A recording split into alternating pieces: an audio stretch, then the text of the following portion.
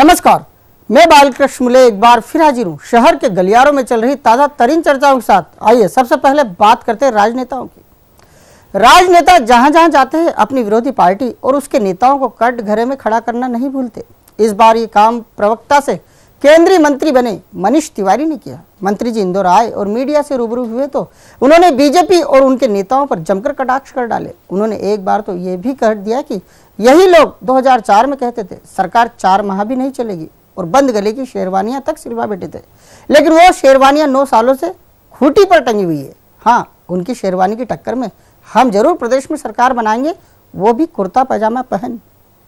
मौका भले ही सार्क देशों के भाषाई पत्रकारिता महोत्सव के आयोजन का था, लेकिन इस अवसर का भी लाभ इशारों में ही सही लेकिन कांग्रेस प्रवक्ता से केंद्रीय मंत्री बने मनीष तिवारी लेते रहे। वो अपने भाषण के दौरान कभी बीजेपी पर कटाक्ष करते रहे तो कभी बचते भी देखे गए, लेकिन जैसे ही वो मीडिया से रूबरू हुए तो उन्होंने सीधे अपना प्रवक्ता वाला चोला ओढ़ लिया। मंत्री जी ने अनेक बातों पर बिंदास अंदाज में जवाब दिए तो कुछ बातों पर वो अपने विरोधी दल पर उखड़ते भी रहे। केंद्रीय मंत्री तिवारी ने विरोधियों और उनके नेताओं को ये कहते हुए अपने निशाने पर ले लिया कि लोग तो 2004 में कह चुके हैं ये सरकार 4 माह भी नहीं चलेगी। लोगों ने इसी आस में बंद गले की शेरवानियां तक सिलवा ली थी जो आज तक खूंटी पर टंगी है। अब आप जोड़ लो कितने साल हो गए हैं। लेकिन जैसे ही प्रदेश के नेताओं की शेरवानियों के बारे में सामने से प्रश्न आया तो मंत्री जी कह बैठे, हमारा तो कुर्ता पजामा है और इस बार हम जरूर तैयार हैं जिसे पहनकर हम अपनी सरकार बनाएंगे, वो भी आम लोगों के आशीर्वाद से। अब जब मंत्री जी ने एक वकील होने के नाते कुर्ता पजामे की वकालत कर दी है तो कांग्रेस पार्टी के गलियारों में उनके सीने चौड़े हो गए हैं जो पहले से कुर्ता पजामा पहनकर मैदान में है। पार्टी नेताओं को ऐसा लग रहा है कि उनकी वर्दी को केंद्रीय नेतृत्व की हरी झंडी मिल गई है। मतलब अब कांग्रेस कुर्ता पजामा से शेरवानी वाली पार्टी के नेताओं से टक्कर लेगी। प्रदेश कांग्रेस अध्यक्ष कांतिलाल भूरिया जब भी मुंह खोलते हैं तो अर्थ का अनर्थ कर देते हैं। हाल ही में उन्होंने सार्क देशों के भाषाई पत्रकारिता महोत्सव में जब अपनी बात रखी तो उनके मुखारबिंद से सार्क की बजाय शार्क निकल गया।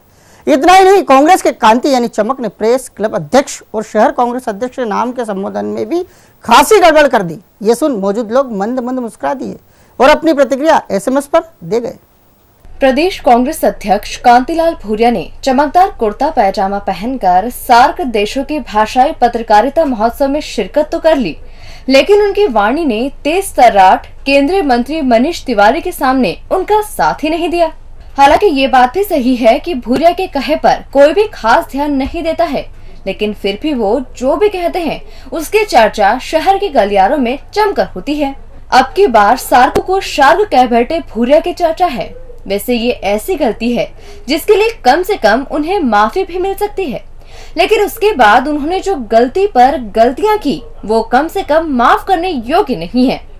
भूरिया मंच पर नाम लेते वक्त ऐसे गड़बड़ाए कि उन्होंने इंदौर प्रेस क्लब अध्यक्ष का नाम ऐसा बदला कि वो प्रवीण खारीवाल के स्थान पर वरिष्ठ पत्रकार श्रवण गर्ग को प्रेस क्लब का अध्यक्ष बना बैठे।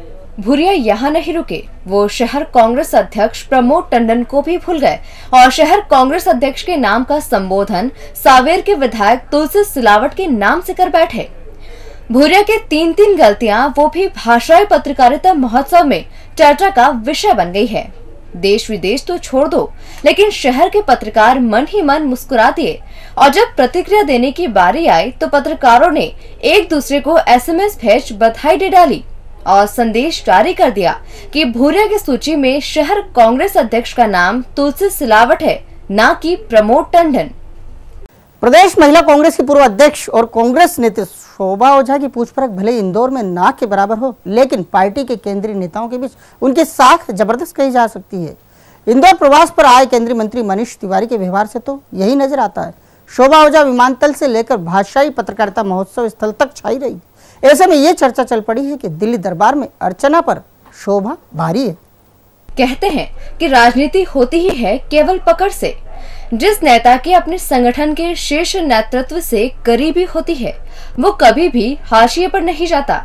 बस यही बात प्रदेश महिला कांग्रेस की पूर्व अध्यक्ष शोभा ओझा के व्यक्तित्व से झलकती है। पहले विधानसभा और फिर महापौर के चुनाव में शिकस्त खा चुकी शोभा ओझा अभी भी दिल्ली में बेहद सक्रिय है। इस बात का प्रमाण उस समय दिखाई दिया जब केंद्रीय सूचना एवं प्रसारण मंत्री मनीष तिवारी इंदौर आए। जब मंत्री जी इंदौर विमानतल पर उतरे तो उन्होंने शोभा ओझा को ससम्मान गाड़ी में बैठाने को लेकर चिंता रखी। इतना ही नहीं, जब सार्क देशों के भाषाई पत्रकारिता महोत्सव में वो जब बोलने के लिए आए तो उन्होंने बकायदा शोभा जी के नाम के साथ साथ उनके नाम का जिक्र भी कर दिया। इस आयोजन में एक बात और भी रही जो गौर करने लायक है। मौजूदा महिला प्रदेश कांग्रेस अध्यक्ष अर्चना जायसवाल का नाम किसी भी कांग्रेस लीडर के मुंह से ही नहीं निकला, जबकि वो वहीं पर कार्यक्रम में मौजूद रही। ऐसे में अब ये चर्चा शुरू हो गई है कि अर्चना पर शोभा भारी है और वो भी दिल्ली दरबार में। अपने सात्विक गुणों के साथ राजनीति के मैदान में डटे रहने वाले एक नंबर विधायक सुदर्शन गुप्ता भी अब दहाड़ने लगे हैं। गुप्ता ने न जाने किसे अपना प्रतिद्वंदी मान ये कह दिया है कि वो दूसरों की तरह वो पेड वर्कर नहीं रखते, बल्कि अपनों के सहयोग से आयोजन करा रहे हैं। अब जब से भगत सिंह का ये तल्ख अंदाज सामने आया है, इससे ये प्रतीत हो रहा है कि वो तनाव में है और कहीं इस तनाव का कारण वही तो नहीं जिन्हें फूल छाप कांग्रेसी का तमगा लगा हुआ है। विधानसभा चुनाव सिर पर आ गए हैं और मौजूदा विधायकों के माथे पर चिंता की लकीरों के साथ साथ उनके बोल वचन में बदलाव देखा जा रहा है। सदैव शांत और बेहद संस्कारवान कहे जाने वाले एक नंबरी विधायक सुदर्शन गुप्ता का अंदाज भी अब बदल रहा है। वो बोलते बोलते अब अंदाज बदल लेते हैं, मतलब वो भगत सिंह बन बैठते हैं। अब की बार उन्होंने चर्चा में एक ऐसी बात कह दी जो उनके स्वभाव में ही नहीं आती। भगत सिंह ने ये कह दिया कि वो दूसरों की तरह पेड वर्कर नहीं रखते, वो तो सहयोगियों के माध्यम से एक नंबर में फाग और भजनों के आयोजन करा रहे हैं। अब सुदर्शन गुप्ता के मुख से निकले तल्ख अंदाज के बाद एक नंबर के गलियारों में ये कहा जा रहा है कि भगत सिंह तनाव में आ गए हैं। आखिर भगत सिंह यानी सुदर्शन ऐसा बोलकर किस पर निशाना साध रहे हैं? वो किसके बारे में ये कह रहे हैं कि वो दूसरों की तरह पेड वर्कर नहीं रखते? क्या वो फूल छाप कांग्रेसी हैं या फिर कोई और? वैसे भगत सिंह के लिए एक नंबरी गलियारों से ही सलाह आ रही है।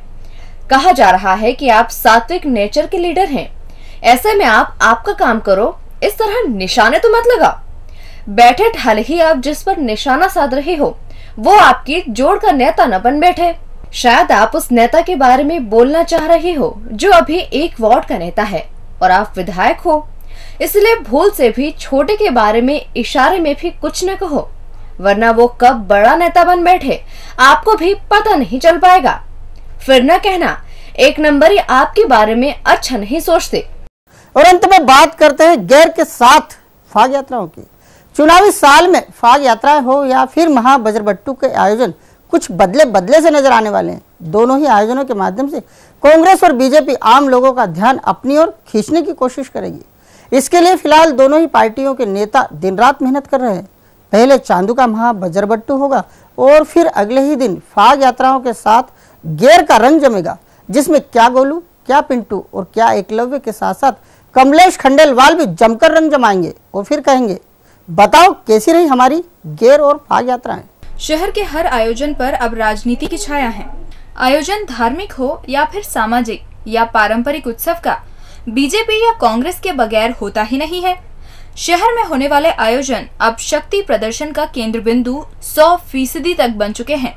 संभवतः इसी बार की फाग यात्राओं के साथ साथ महाबजरबट्टू जैसे आयोजन को बेहद उम्दा तरीके से सजाया जा रहा है। फाग हो या बजरबट्टू, दोनों पर राजनीति का तड़का पहले से लग चुका है। बस इस बार इसीलिए कुछ ज्यादा ही चर्चा हो रही है क्योंकि ये साल चुनावी है। इस चुनावी साल को देखते हुए महाबजरबट्टू के आयोजक कहे जाने वाले अशोक चौहान चांदू को हस्तिनापुर से आदेश आया है कि अच्छा आयोजन करो। सो चांदू पिछले एक पखवाड़े से भिड़े हुए हैं। यही नहीं, रंग पंचमी पर निकलने वाली फाग यात्राएं और गेरों को राजनीति का रंग पहले से कुछ ज्यादा ही देखने को मिलने वाला है। सबसे पुरानी गैर पर कांग्रेस की छाया है। इसे पिंटू जोशी व शेखर गिरी निकालेंगे और अपना दम दिखाएंगे। इसी तरह दूसरी गैर संगम कॉर्नर से निकाली जाएगी जो कमलेश खंडेलवाल की गैर के नाम से पहचान पा चुकी है। इस पर भी कांग्रेस की छाया है। इसके बाद पश्चिमी क्षेत्र के गलियारों में उस फाग यात्रा की बेहद चर्चा है जो स्वर्गीय लखन दादा ने शुरू करवाई थी और अब इसकी कमान विधायक मालिनी गौड़ और एकलव्य के हाथों में है। मिशन 2013 सामने है, मालिनी गौड़ मैदान में रहेंगी। समय आने पर मां अपने पुत्र एकलव्य का नाम भी आगे बढ़ा सकती हैं। ऐसे में इस यात्रा में मां बेटे पूरे समय रहकर जमकर शक्ति प्रदर्शन करेंगे और विरोधियों को संदेश पहुंचाएंगे कि 4 नंबरी अयोध्या में उन जैसा दूजा कोई नहीं। उधर बाणगंगा में अकेले गोलू शुक्ला किला लड़ाएंगे और अपना दम भी दिखाएंगे। मतलब गैर हो या फाग या फिर महाबजरबट्टू, सब पर राजनीति की छाया देखने को मिलेगी और मन जाएगी रंग पंचमी। डीजी न्यूज के खास कार्यक्रम गलियारों से को आप यूट्यूब पर भी देख सकते हैं। गलियारों से के आज के अंक में फिलहाल इतना ही। ताजा खबरों के लिए आप देखते रहिए डीजी न्यूज।